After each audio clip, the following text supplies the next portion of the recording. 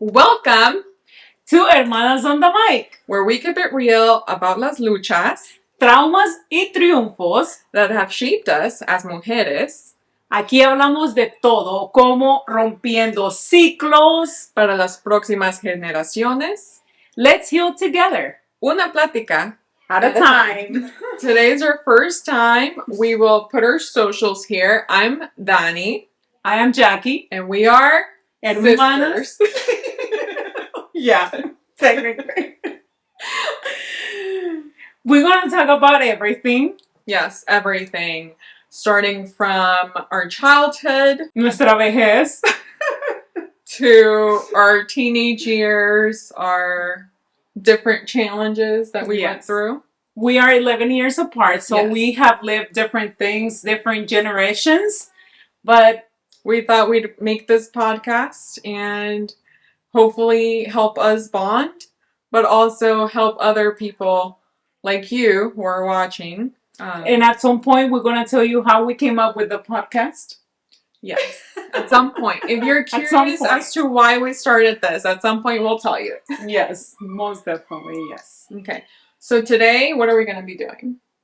I will be dyeing her hair, which is something that I've been doing for quite a while. Cada vez que nos vemos, yo le pinto su pelo. Oh, that's one thing. I live in Florida. I live in Texas. So we really only see each other about once a quarter. Yeah, or probably or less. Well. One more time. It really just depends on our budget. Yes, yeah, that's true. So, pero cada vez que nos juntamos, no importa si es 3 months, 6 months, whatever, I'll always do her hair. So, because you see these grays? She got her dad's genes. Yes. I didn't. I got a lot of my dad genes. Yeah, so dad tiene el pelo blanco y ella agarró el pelo blanco. Yes, and I'm only 27. I am 38. Don't tell me who looks older. No. I do. Yo tengo 38.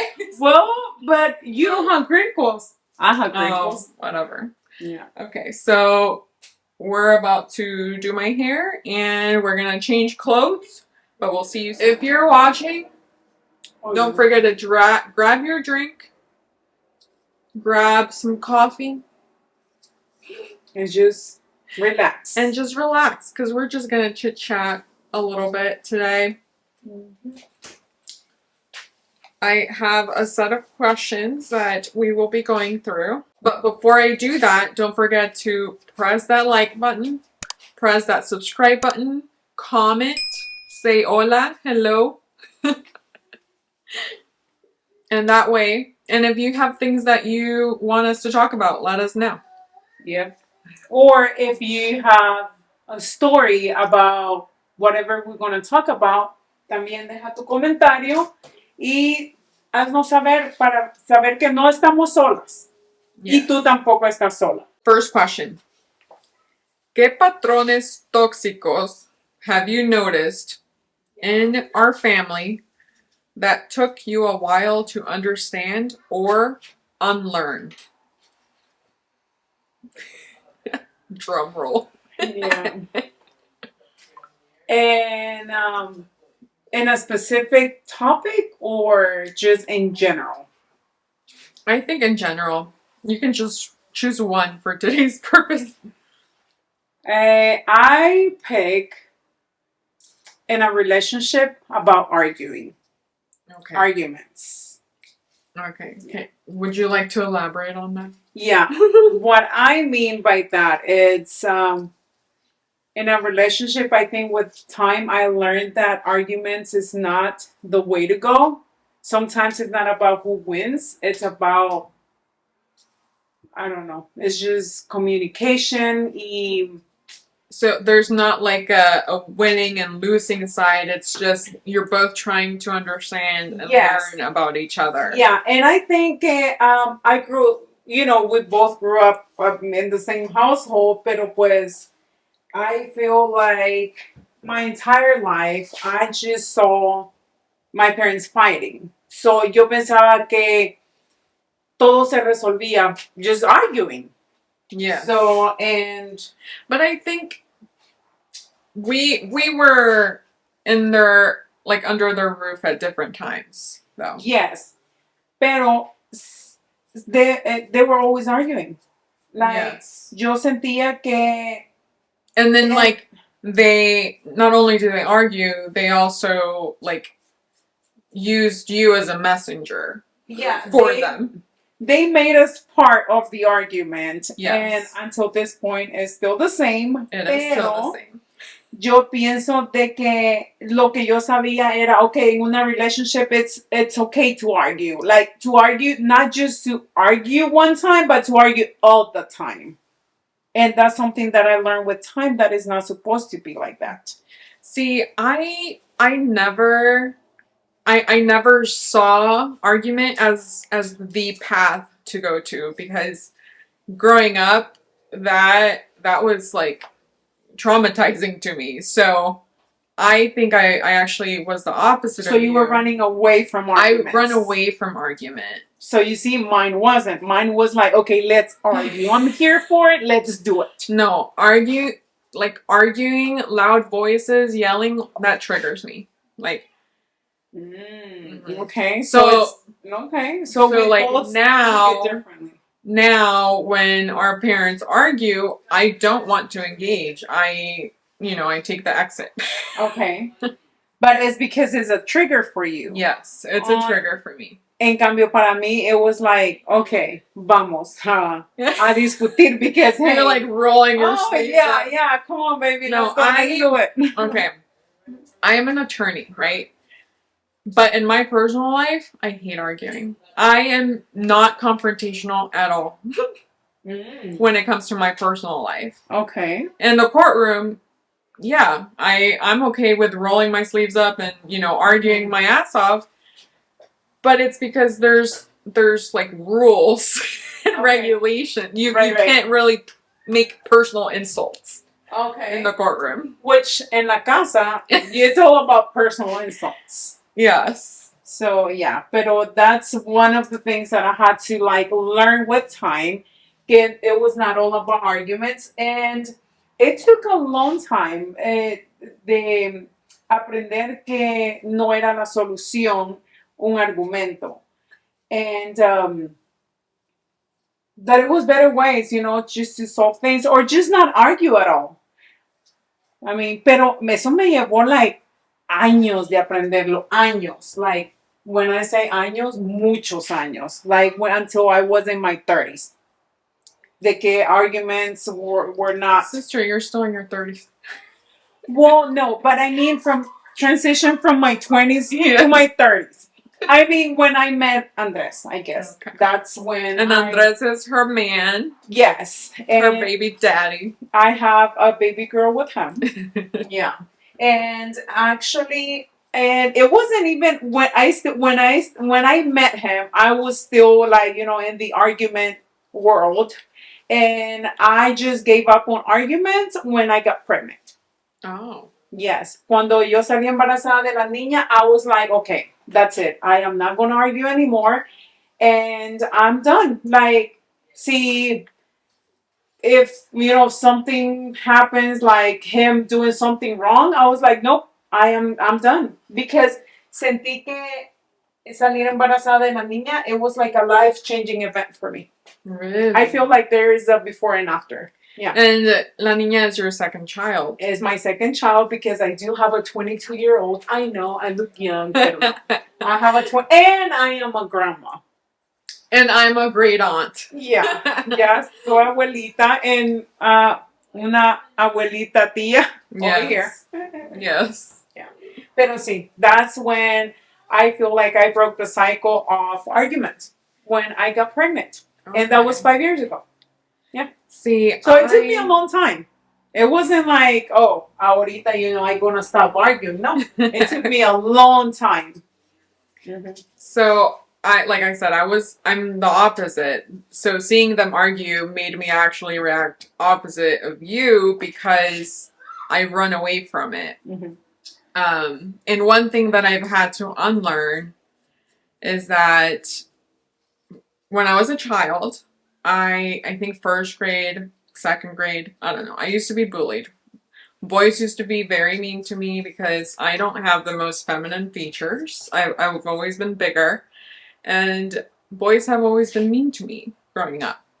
So I remember specifically one time telling my mom about something, and she was like, "Ay, Dani, just ignore them. Just ignore them." So I internalize a lot of things. Like when someone does something to me that I don't like I said, I'm not confrontational at all. I just internalize it and I don't call them out on it. And I've had to learn that I have to put my foot down sometimes and like express what my boundaries are to people and how I like to be treated and how I don't like to be treated.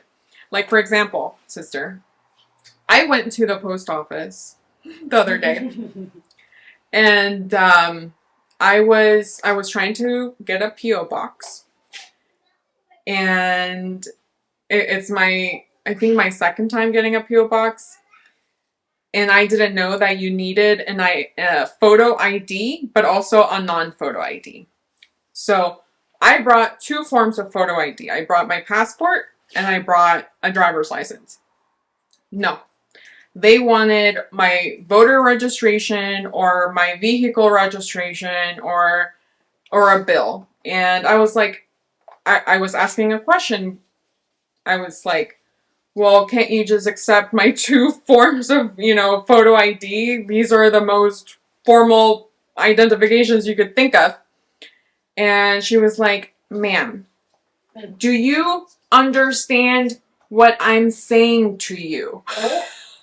And she was speaking slow too. Yes. Oh my gosh. I was so insulted because, of course, I understand what I'm saying. Like what you're saying. I speak English, ma'am. Right. Did you say that to her? No, sister, I froze. Okay. I froze. And I didn't say anything. And I walked out all upset. And then I was upset because I should have stood up for myself. Right. I should have said something. But no, I just ignored it. So I'm still working on that. Okay. Yes. Well, but you're talking more about like other people. Yes. I focus more on my relationships. Because like now you use like bullying and that, but back in the days that didn't exist. If you say about bullying, at school and that, well, I was bullied by my cousins. Yes. Because I was big, because I remember one time they were like, "Oh, tú eres bien gordita y no tienes ni, las gemelas." So I was like, and that always got stuck in my head. Like, yeah. I'm fat and but I mean, I feel like we've all gone through that. It's just like, I think bullying has always existed. I just maybe there wasn't a word for it. Yes. Porque era como burla, Yeah, like, it was accepted. Yeah, y nadie decía nada. I feel, pero I know what you mean, because for years I was like, I used to keep everything to myself. Yes. And I have never fought in school. Like, como unos niños que te peleaste con una niña y eso. I've never done. Like, I've never fist fight anyone. Me neither. Never. Me neither. I've never even pulled someone's hair. I don't think so either. So I've always, like, because there's school fights and stuff. Mm-hmm. I was always the girl that was about to be hit because I wouldn't move out of the way. Oh, okay. Yeah, pero I feel like, I mean, pero it's weird because, like, okay, USPS ladies and workers are always rude. So, pero it's funny because, like, you decide not to, like, argumentative with them because it kind of triggers you. So I guess that's one of the things that you have to work on. Not just como pelearte con ellos, pero sí como, I don't know. They just make you feel less than everyone else. That's true. But so I come and tell Kyle. Kyle's my boyfriend. He's been my boyfriend for over a year now. And he was like, Well, tell her that your life isn't as miserable as her life. And if she hates her job so much, she should quit. Yeah. But, so, I walked out. I was upset.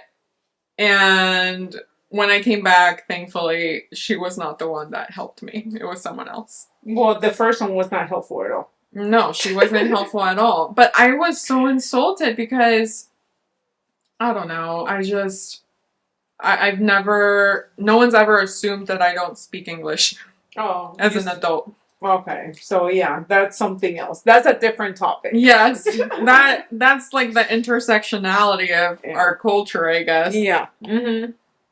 Most definitely. Next question. Why do you think it's so hard for some families to break out of these cycles, even when they know they're harmful?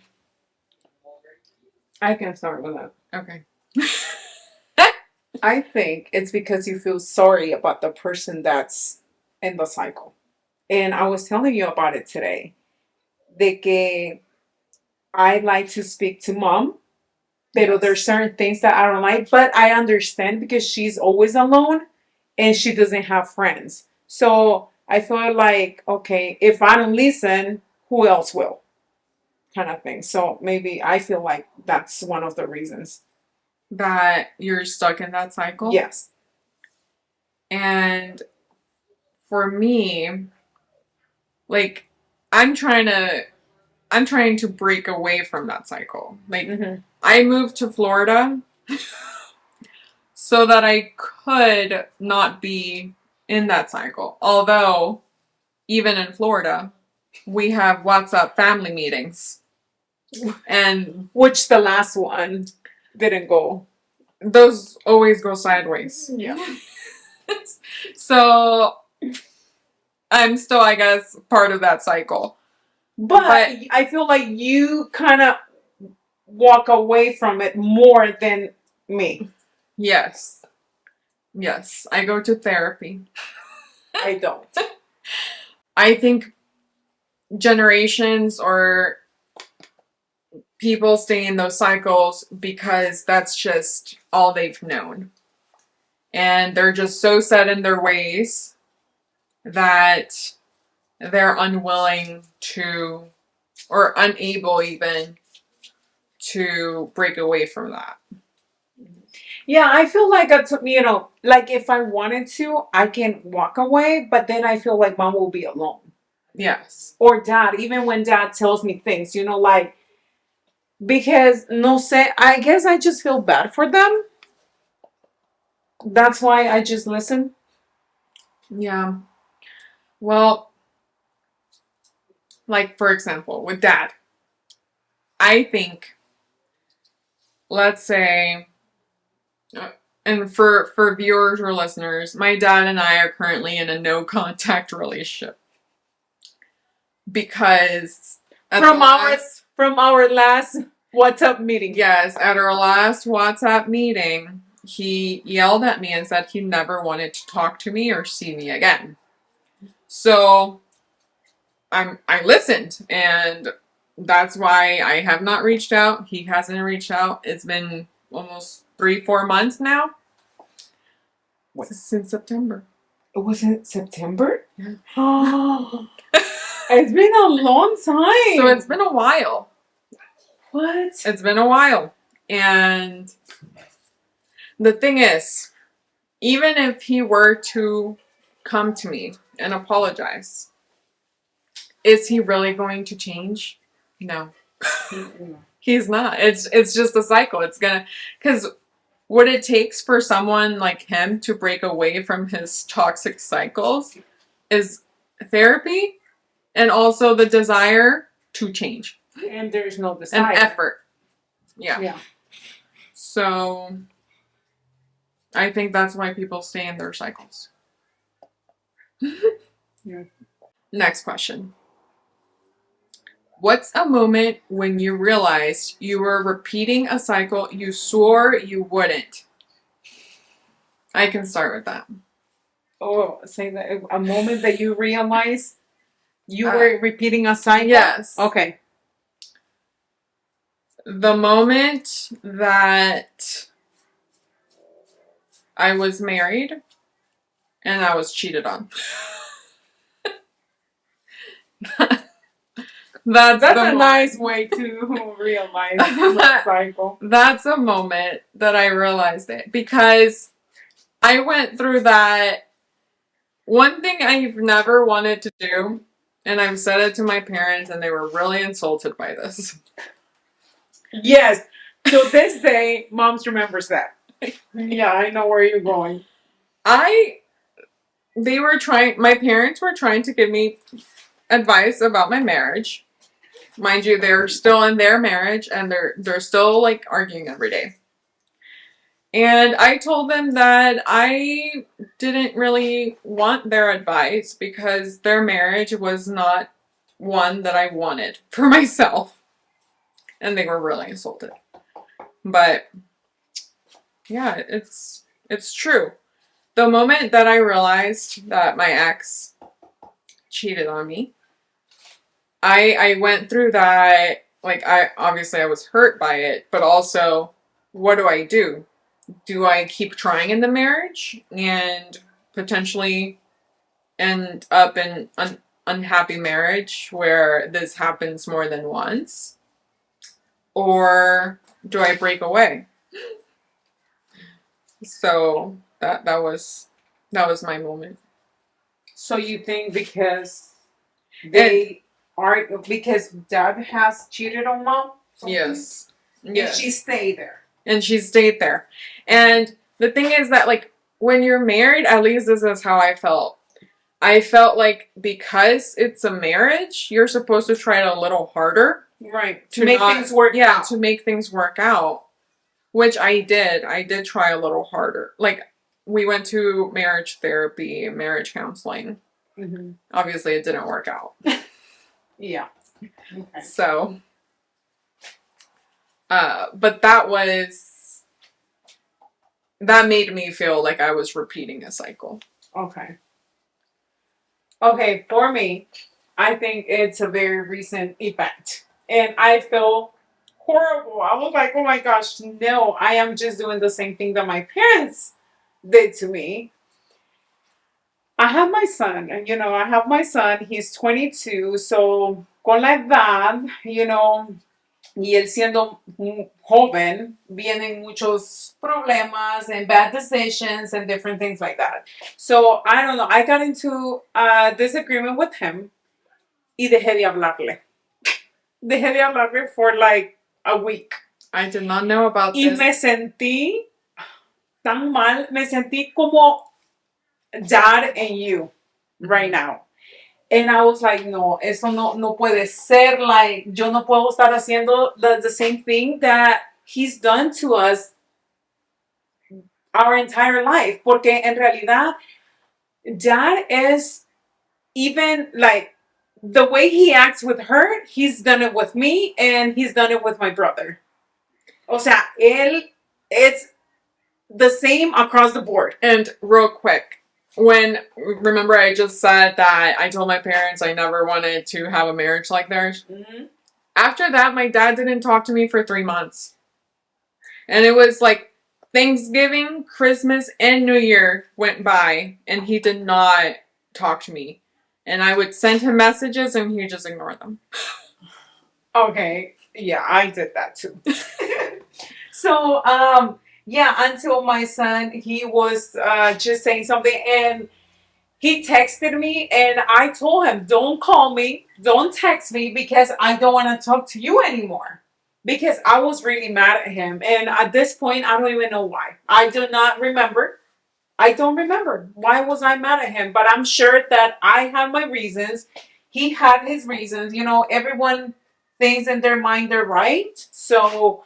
But yeah, I stopped talking to him for a week, and I was like, no puedo hacer lo mismo, because Dad has gone like months without talking to me before, Really? And what has been the longest period? The longest, I think, I don't remember it, but I know it was a very long time, and that was when I was dating someone in Ohio. That, yes. Really? Yes. And I think that was the last time that he actually insulted me. Really? Yes. So, yo no, you know, as a parent, I always try to be better, pero a veces siento que the past kind of catches up to me, you know, porque I don't have a good example on how to be a good mother.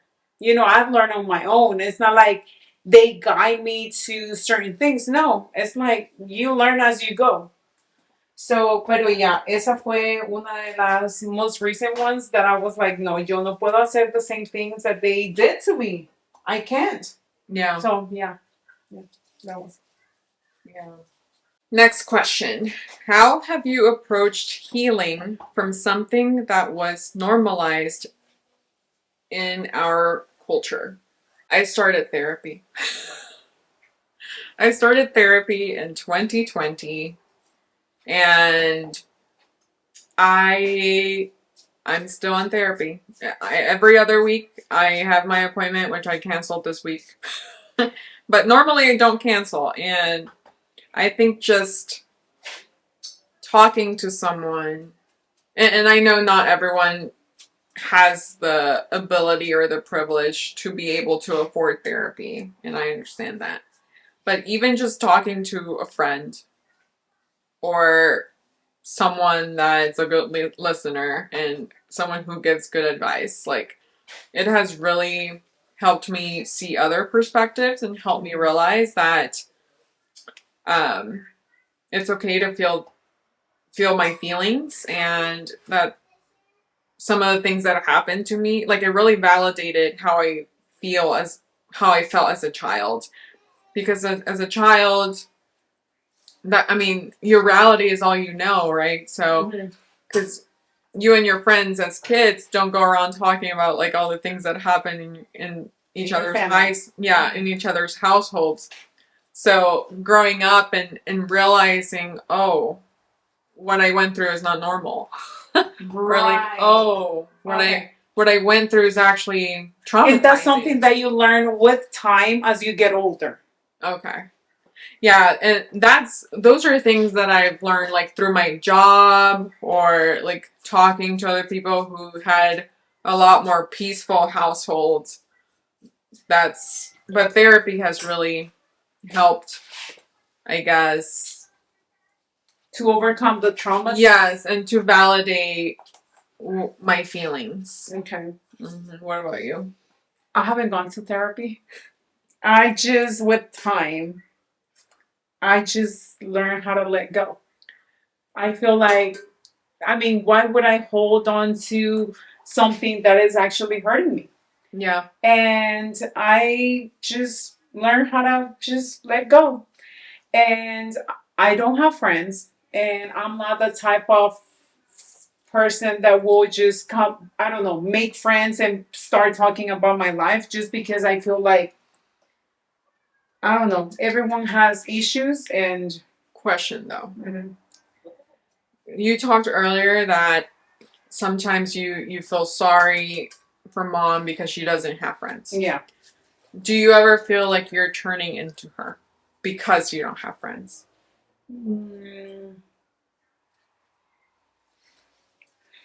I feel like at some point maybe I will, because I just don't have friends. It's just like I have people that I know, but not people that I trust to tell them my problems. Like I do, like Chelita, my cousin. I've told her my story and why I moved to Ohio. And I do tell her, you know, whenever I feel bad, but I haven't told her my whole story. Yeah. Like certain things that nobody knows or just immediate family knows. Yeah. You know, because they happened and I spoke out and I let it out. Okay. Pero no, not like that. And with time, like the resentment that I feel for dad, I just let it go when I moved to Ohio, and that was back in 2012. Okay. I was like, okay, I mean, I've gone through so much that why would I just hold on to something that is just hurting me? Porque in reality, I feel like whenever you feel hate or resentment against someone, it hurts you. And that person probably doesn't even know. Like they're living their happy life and you're here like dying inside. So I'm like, no, I'm like, just, no. For example, I'm not dying inside about my situation with my dad right now. I really am not. But my mom, she always talks about him during our conversations. And I learned that he has no idea why I haven't called him since our last conversation. He has no clue. No clue. He doesn't even remember saying the things he said to me. And I feel the reason he might not remember is because how mad he was at that point. You know, whenever you're mad, sometimes you just spit things out of your nalgas. And it's just like, and you don't know like how your words will hurt the other person. Yeah. But even, okay, let's say, even if dad does not remember at all what he said to me, he still has the ability to reach out to me and simply say hello or ask. Well, I think that's a very wide topic, but let me tell you this, it's just pride. Yes. And I feel like pride runs in our family, and pride, it's on your side not to reach out and vice versa. But the thing is, like, you're not going to talk to me that way and expect me to come crawling back. Yeah. You know, begging for love. No. Exactly. But that's what I'm saying. It's just pride. It's just like, okay, he feels like he's your... Well, and cultures has a lot to do with it. Because I feel like parents back in the days just feel like, oh, if he doesn't come to me, I'm not going to them. Like, I feel like he's always had the mind where if you don't call me, I won't call you. Yeah. And that is like old people's mindset. I don't know. It's just back in the days, you know.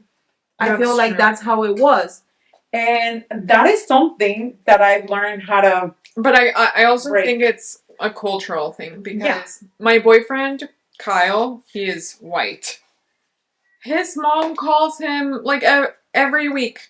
Like, his parents reach out to him constantly. Okay. It has to do with culture. Probably not even with age. It's just culture. Yeah. Because I'm not white. And I reach out to Melvin all the time. Yeah. So it's age and culture. Yes. Most definitely. So, and then when it comes to... But do you think maybe also it's not necessarily like your age, but also the fact that you did like kind of also grow up in the United States? Like Americanized? No. I don't think it has to do with that. Yo lo que creo es que yo siempre he pensado, whatever happened to you that you didn't like growing up, that your parents did to you, just don't do it to your kids. Because it hurt you. So why would you want to hurt your kids? You don't want that. So siempre he pensado, whatever hurt me growing up that they did, I won't do it to my son. And I think that's a great way to like be a parent. And I'm not a parent. I don't know if I'll ever be a parent. But I think that's a good motto to live by as a parent. Yeah, because como por ejemplo, like, I don't know. See, you know how mom's comments are very hurtful sometimes, and I feel like she doesn't even realize it. Pero see, like our parents always like tease us for being fat, thicker than other kids. Tú no vas a ir y le vas a decir a tu hijo, oh, qué gorda estás. Because that hurt you growing up. So why would you want to do the same things to your kids? Yeah. You just don't want to. Because you know how it felt and you don't want to hurt your kids. So, and I think that's a great note to end this first episode on. Yep. So, if you could relate to anything we said, don't forget to like this video, subscribe, press that little bell, comment, let us know what kinds of stories you have, or answer the questions that we answered. Yeah. just interact. Share your story. You know, if you're going through anything, just let us know you're not alone. We can actually make a podcast out of, you know, your story and see what is it, how we can relate with your issues. Yeah. And if you would like to remain anonymous, you can also email us your story, your questions to hermanasonthemic@gmail.com. Yeah. All right. So See you see next y'all time. later. Bye.